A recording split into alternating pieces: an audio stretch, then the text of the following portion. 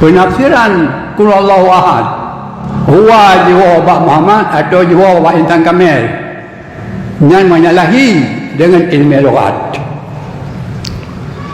menyalahi dengan ilmu penafsiran ulama-ulama besar mufassirin. Apabila menyalahi dengan penafsiran ulama besar mufassirin dan menyalahi dengan ilmu lughat, itu namanya adalah penafsiran berra'yu, mentafsirkan akan Quran dengan fikiran semata-mata.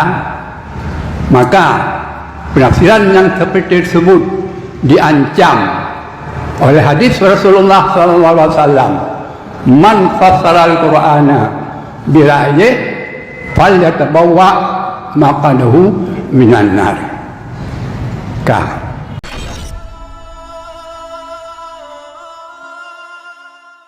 Ditipu oleh Allah Ta'ala segala perkara yang mungkin ditipu. Tak perkara mungkin, pegat langit, pegat bumi, pegat segala makhluk, pegat alam takut.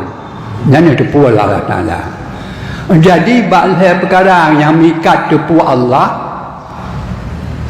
bahagian perkara yang mengikat tipu Allah, nanya marid Allah Ta'ala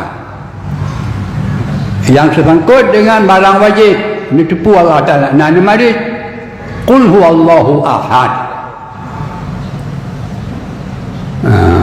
Allahu wahidul qahhar. Nanya marid, yang wajib, perkara wajibnya Allah Ta'ala satu, wajib satu. Nanya marid Qul huwallahu ahad, katakanlah ya Muhammad, Allah itu satu. Cuma jenuh kerana orang gawa, kerana orang gawa. Huwa ba'kulhu ke jiwa Allah, hasil jiwa bak Muhammad nyan megawa. Mereka berubah dengan hakikat kan syariat, tapi megawa. Pikiran kita ni jeroh ni bila Allah, tapi baik je pegawa, dia belum pegawa.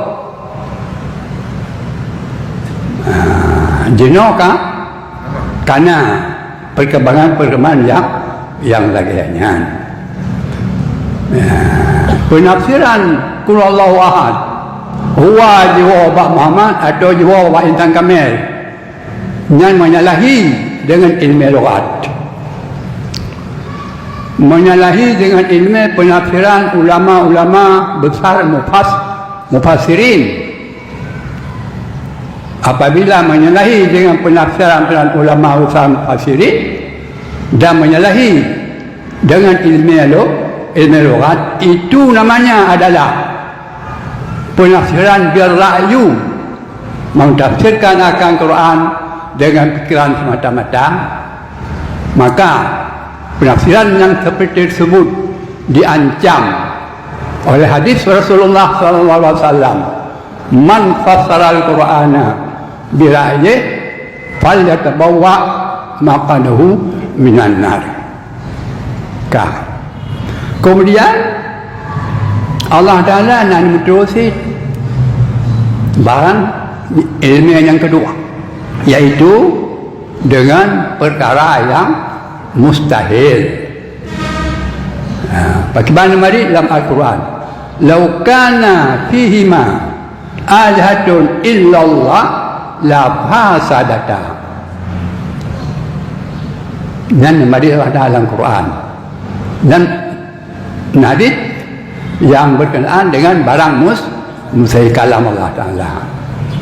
Yang ketiga, yang tersangkut hadis Allah dengan barang yang mungkin, yaitu wallahu khalaqakum wa ma ta'malun. Allahu khalaqus samawati wal ard. Allah menjadikan langit dan Allah menjadikan bumi. Kesimpulan yang cocok ke elemen dengan secara global adalah mengikat kalam Allah dengan segala perkara yang ikat ilmu Allah. Nak jelas tuan perang? Nak jelas? Nak dengar suara tuan abang ibu berikut ke dia? Nak ada? Amalnya nak ada suka kena apa? Ya, ban. Kak, orang tuan rasa dia ada yang ban. Orang yang sekelumit sebagaimana yang tuan sampaikan, yang kamu ada tuan rasa. Ya, nah yang pelajari yang lain